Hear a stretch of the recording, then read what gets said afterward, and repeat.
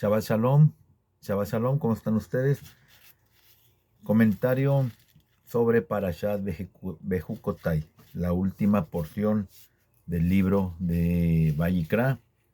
Y la siguiente semana iniciamos con el estudio del libro del Sefer Bamidbar, conocido también como el libro de Números. Vamos a hacer un comentario sobre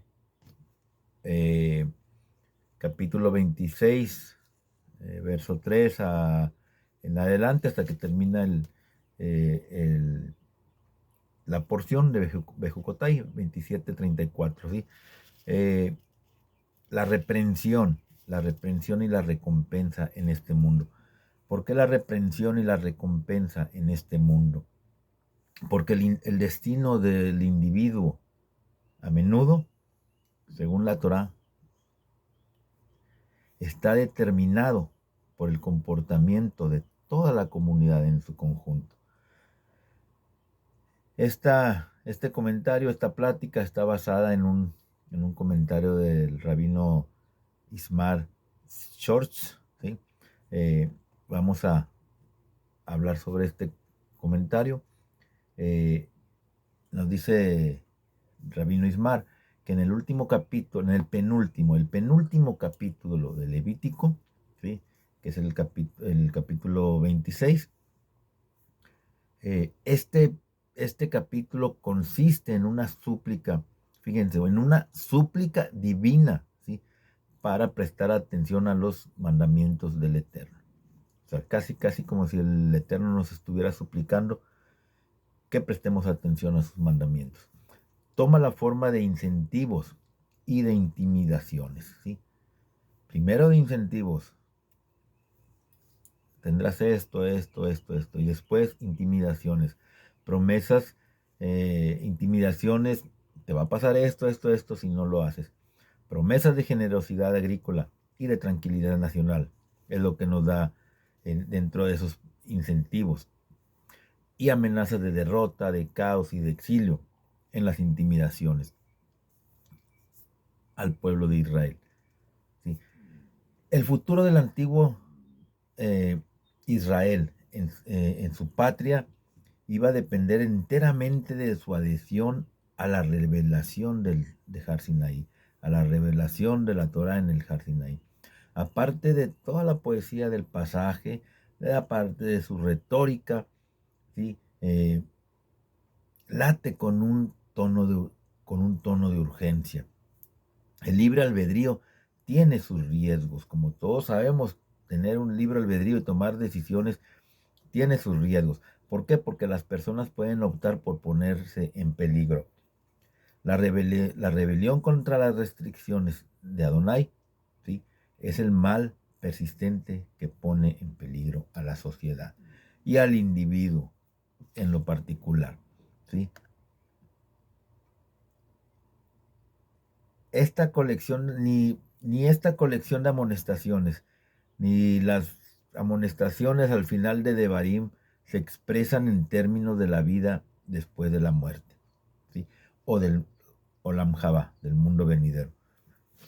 No, eso es para hoy, es para este mundo. Son totalmente diferentes esta colección de amonestaciones, ¿sí?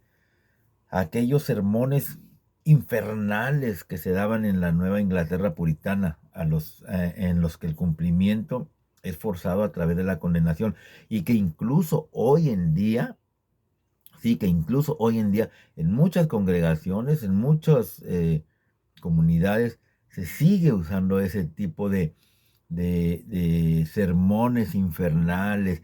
Si no haces esto, te vas a ir al infierno. Si no haces esto, eres un pecador, te vas al infierno, el infierno, el infierno, el infierno.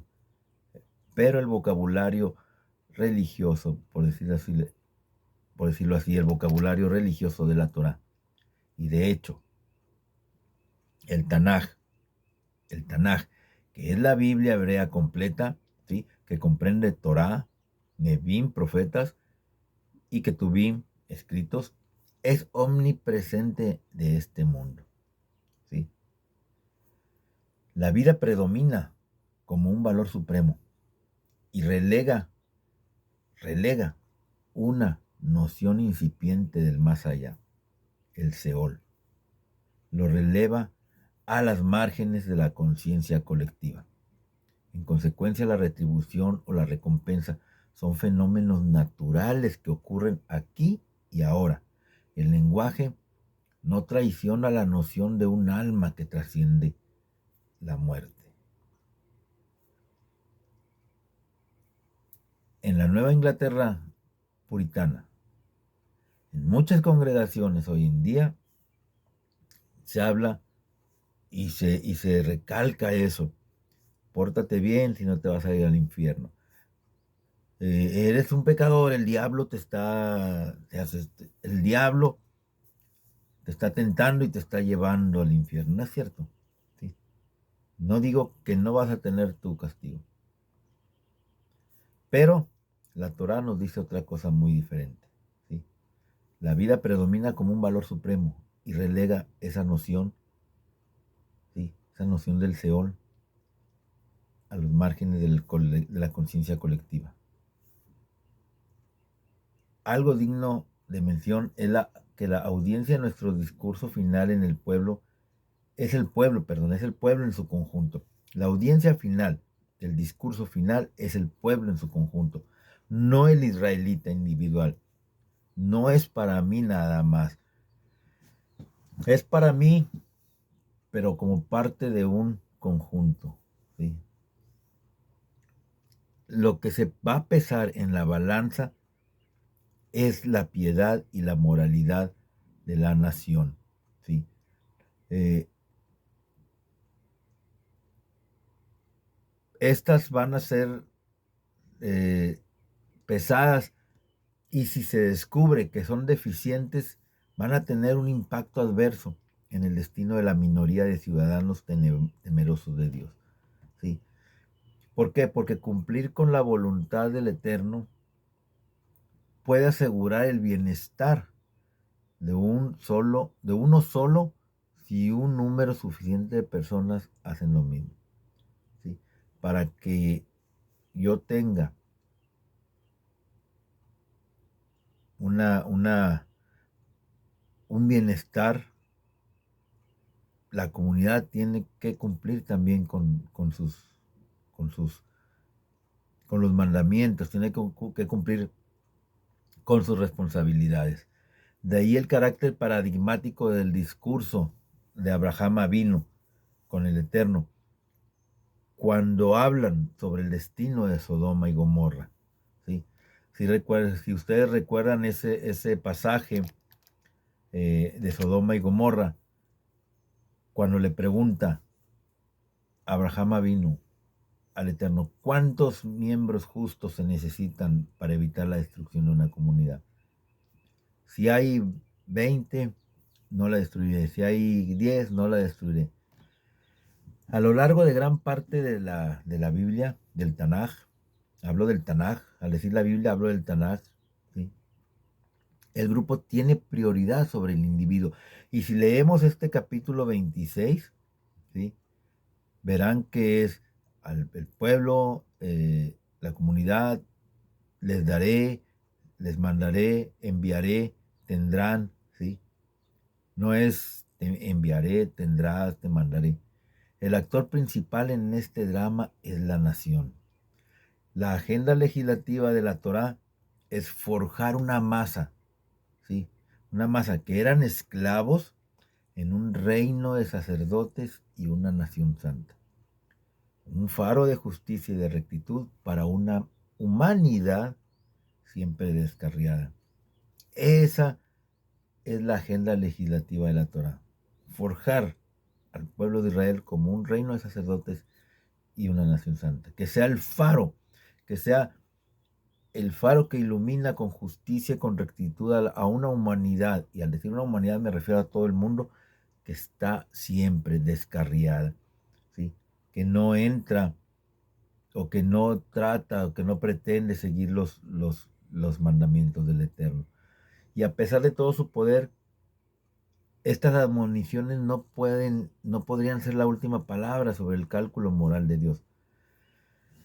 Mientras que la historia confunde la correlación entre destino de la nación y su carácter, la difícil situación del individuo suplicaba empatía divina. El mundo helenístico, con su elevada sensibilidad por la prioridad del individuo, hay que recordar que los griegos le daban mucha importancia al cuerpo y a la cuestión individual, ¿sí? Crearon el contexto para que el judaísmo postbíblico absorbiera una creencia en toda regla en la vida después de la muerte. Hacia el siglo I antes de Cristo o antes de la era común, el segundo libro de los Macabeos alivia el dolor del martirio, ¿sí? Con una promesa. ¿Cuál? Con la promesa de la inmortalidad y de la resurrección. Y varios siglos después, la Mishnah también hace que la creencia sea normativa, ¿sí? Aquellos que niegan que la doctrina de la resurrección no se encuentra en la Torá, pierden su lugar en el Olam Jabá, en el mundo venidero, según el Tratado de Sanedrín 10.1. Y aquí lo que interesa en esta evolución teológica es cómo se salvan los estratos bíblicos anteriores. La exégesis creativa permite la reconciliación, ¿sí? El maestro de esta técnica preservadora es Rabí Moshe ben Maimónides, conocido como el Rambam, ¿sí? Él se dedicó, mejor dicho, él dedicó su vida a releer el Tanaj, la Biblia hebrea, a la luz de la filosofía aristotélica, ¿sí? Las escrituras hebreas y la filosofía griega sirvieron como dos medios para la expresión de las mismas verdades, ¿sí? La misma verdad explicada de dos formas diferentes. Las bendiciones materiales estipuladas en Levítico y en Deuteronomio, para Maimónides, representan una etapa intermedia en el camino de la salvación individual. Al satisfacer nuestras necesidades físicas colectivas, fertilidad, comida, ley, orden, tranquilidad doméstica, seguridad nacional, etcétera, etcétera, se generan las condiciones dentro de las cuales podemos disfrutar de nuestro amor por la Torah a tiempo completo. Y reconsiderando estas bendiciones después de más de un milenio de exilio nacional, ¿sí? Maimónides las entendió como una representación de la era mesiánica. Para Maimónides esto era la era mesiánica, cuando un vástago del rey David habrá restaurado al pueblo judío, al pueblo de Israel, a su tierra. Habrá reconstruido el templo y habrá alcanzado un estado de paz duradero, ¿sí? Y nada de esto se va a efectuar a través de la intervención divina, dice Maimónides, ¿sí? Sino únicamente a través de un liderazgo ilustrado. Y aunque el lobo habitará con el cordero y el leopardo se acostará con el cabrito, la naturaleza del mundo permanecerá sin cambios, nos dice Maimónides. El Mesías no es más que un guerrero empapado en la Torá, dice. Es un mortal que combina la destreza de Bar Kokhba con la piedad y la profundidad de Rabbi Akiva, ¿sí? ¿Qué es lo que combina? La destreza militar con el conocimiento de la Torah, ¿sí? Maimónides traza una clara distinción entre la era mesiánica y el Olam Jabá y el mundo venidero. El primero es natural y se experimenta colectivamente, ¿sí? La era mesiánica va a ser algo natural y se va a experimentar colectivamente. El Olam Jabá, este último, es sobrenatural e individualmente alcanzado. Cada uno de nosotros tiene la responsabilidad de alcanzar el Olam Jabá. Pero la era mesiánica es responsabilidad de todos nosotros. La era mesiánica crea un conjunto ideal de circunstancias en las que cada uno de nosotros puede perseguir lo que la dura realidad de la vida, de la dura realidad de la vida diaria nos niega, ¿sí? ¿Qué es lo que nos niega la vida diaria, la realidad de la vida diaria? Nos niega el estudio de la Torah sin distracciones. ¿Por qué? Porque tenemos que trabajar, tenemos que tratar a la familia, tenemos cuestiones de sociales, por decirlo así, no tanto de que andemos en fiestas o cosas en fiestas o cosas de esas, pero sí en que tenemos responsabilidades también que cumplir, ¿sí? Y la era mesiánica es lo que nos va a dar, ¿sí? El estudio de la Torah sin distracciones. Según Maimónides, ni los profetas ni los rabinos anhelaban la era mesiánica para gobernar al mundo, o para oprimir a los gentiles, o para contraer matrimonio con ellos, comer y beber, sino únicamente para ser libres, para dedicarse a la Torá y a la filosofía. Un mundo en paz se convierte en el trampolín para la salvación individual. En esta visión del mundo venidero del Olam Jabá, el amor de Dios expresado en el esfuerzo incesante por sondear la naturaleza de Dios conduce a la inmortalidad del alma. A medida de que nuestra comprensión se expande, nuestro amor se intensifica y la racionalidad da paso al misticismo. La unión con Dios entonces es la máxima bendición para aquellos individuos solitarios que se han extendido intelectualmente para servir al Todopoderoso sin deseos de recompensa. Y a pesar de todo su elitismo e intelectualismo, Maimónides captó el espíritu de la letanía de recompensa y de reprensión de Vayikra, de Levítico, llegando al final del Código de Santidad, en los capítulos 17 al 26, la composición alcanza un nivel de moralidad que transformaría nuestra existencia brutal en un paradigma de la buena vida. Y ese paradigma de la buena vida es la era mesiánica. La era mesiánica, que es responsabilidad de todos nosotros en conjunto, ¿sí? En el que podremos estudiar la Torah. Porque el mismo